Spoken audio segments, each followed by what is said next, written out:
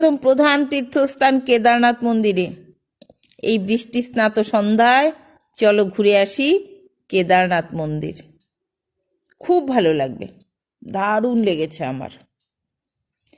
প্রধান তীর্থস্থানটি উত্তরাখণ্ড রাজ্যের গাড়োয়াল হিমালয় পর্বতশ্রেণীতে অবস্থিত কেদারনাথ শহরে মন্দাকিনী নদীর তীরে। এই অঞ্চলে প্রাচীন নাম ছিল কেদারখণ্ড, তাই এখানে শিবকে কেদারনাথ নামে পূজা করা হয়। প্রচণ্ড ঠান্ডা পড়ে এখানে, জানো। প্রচণ্ড ঠান্ডার জন্য মন্দিরটি সবসময় খোলা থাকে না। এপ্রিল মাসের শেষ থেকে কার্তিক পূর্ণিমা অবধি কিন্তু খোলা থাকে।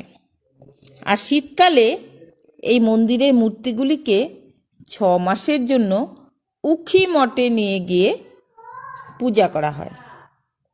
কথিত আছে